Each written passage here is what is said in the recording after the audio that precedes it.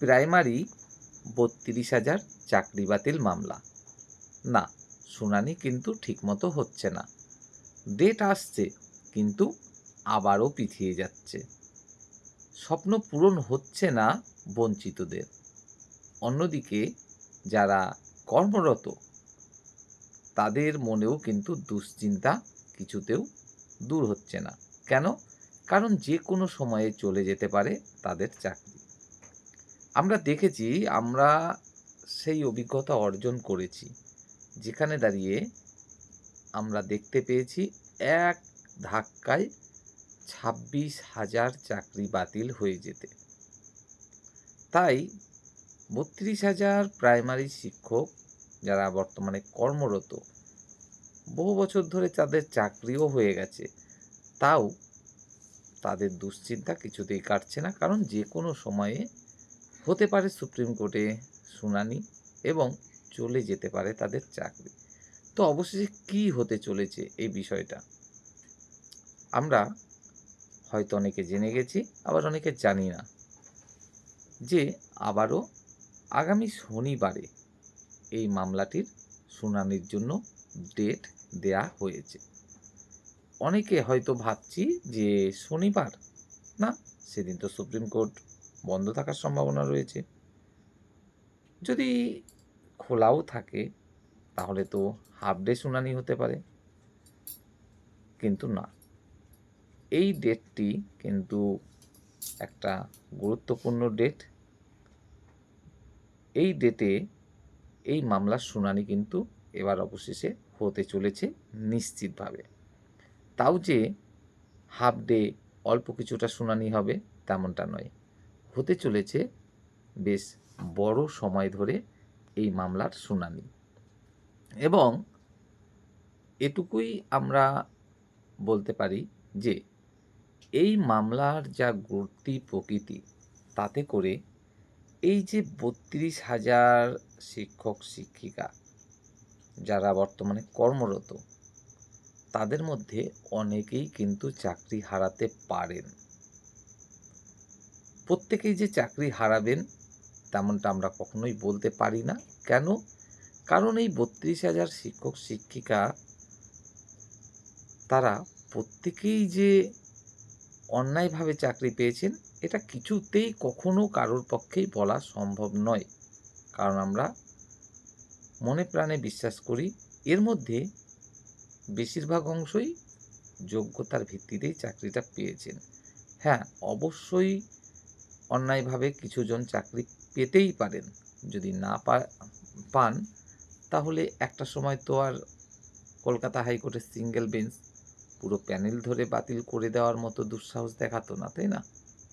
আইন তো আইনের মতোই চলে। সেখানে দাঁড়িয়ে একজন জাজ নিজের ইচ্ছামতো যে জাজমেন্ট দিতে পারেন তেমনটা তো নয়। নিশ্চয়ই আইনগতভাবেই বিচারক অভিজিৎ গাঙ্গুলি তিনি প্যানেলটা বাতিল করেছিলেন। হ্যাঁ, অবশ্যই পরবর্তী সময়ে আমরা দেখলাম ডিভিশন বেঞ্চ তারা কিন্তু আবারও চাকরি বাঁচিয়ে দিয়েছিল এই ৩২,০০০ শিক্ষক শিক্ষিকার। প্যানেল তারা কিন্তু বাতিল করেনি। তো অবশেষে ফাইনাল কিন্তু বিষয়টা আমরা দেখতে চলেছি কোথায়? সুপ্রিম কোর্টে। সুপ্রিম কোর্টে যে কোনো কিছু ঘটতে পারে।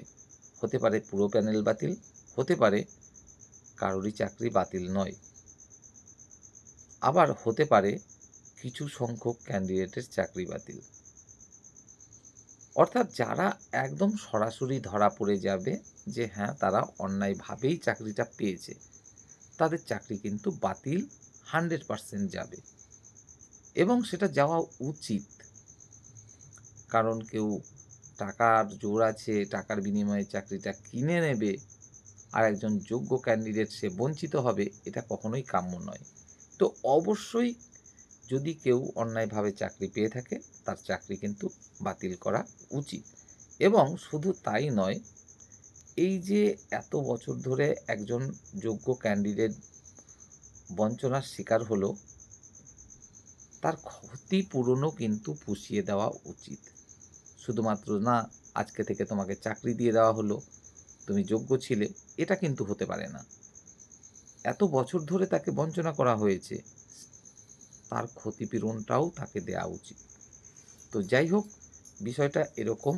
আগামী শনিবারে সেদিনকে কিন্তু ফাইনালি অবশেষে এই ৩২,০০০ চাকরি বাতিল মামলার নিশ্চিতভাবে শুনানি হতে চলেছে এবং বেশ ভালো ধরনের শুনানি সেখানে হতে চলেছে। এবং যতদূর মনে করা হচ্ছে চাকরি বাতিল, হ্যাঁ, অবশ্যই যাবে।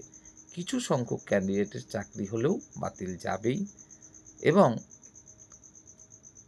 যারা বঞ্চিত তারা সেখানে চাকরি পাওয়ার কিন্তু একটা অবশ্যই সুযোগ আসবে।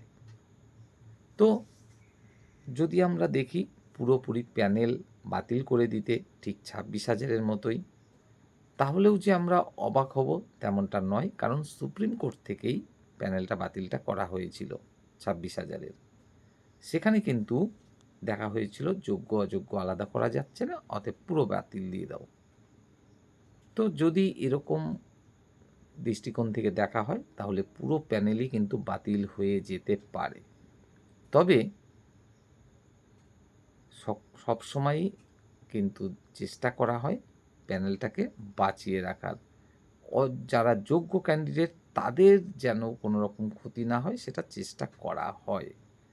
অবশেষে যদি দেখা যায় যে না, পাপের ঘড়া এতটাই ভরে গেছে যে সামান্য কিছু জনের জন্য বেশিরভাগ অংশকে বাঁচিয়ে দেওয়া হচ্ছে, তখন কিন্তু যারা থাকেন তারাও বাধ্য হন পুরো প্যানেলটা বাতিল করে দিতে। তো সেরকম ঘটনা যদি ঘটে তাহলে অবশ্যই যে কজন যোগ্য ক্যান্ডিডেট থাকবেন তাদের সাথে অন্যায় করা হবে ঠিকই, তবু ওই যে যদি বেশিরভাগ সংখ্যই অযোগ্য ক্যান্ডিডেট চাকরিটা পেয়ে থাকে সেতে কী আর করা যাবে। তো যাই হোক, এখন দেখার বিষয় যে সুপ্রিম কোর্ট ফাইনালি কী সিদ্ধান্ত নেয়। আপনাদের জানিয়ে রাখব আগামী শনিবারেই কিন্তু এই মামলার নিশ্চিতভাবেই শুনানি হতে চলেছে এবং ভালো সময়েই শুনানি হবে, সে বিষয়েও আপনারা নিশ্চিত থাকুন। আর যারা বঞ্চিত ক্যান্ডিডেট রয়েছেন তাদেরকেও বলবো যে অবশ্যই আপনাদের জন্য সুযোগ কিন্তু আসতে চলেছে, কারণ যারা অন্যায়ভাবে চাকরি পেয়েছে তাদের অন্তত চাকরি নিশ্চিতভাবেই কিন্তু বাতিল যাবে। আর যারা অন্যায়ভাবে চাকরি পেয়েছেন তাদের উদ্দেশ্যেও জানাবো যে সময় কিন্তু হয়ে এসেছে আপনাদের অবশেষে শাস্তি পাওয়ার, কারণ আপনারা যে অন্যায়টা করেছেন সেটা কিন্তু ক্ষমার যোগ্য কখনোও নয়। তো যাই হোক, আমরা অপেক্ষা করব সুপ্রিম কোর্টের যে জাজমেন্টের জন্য।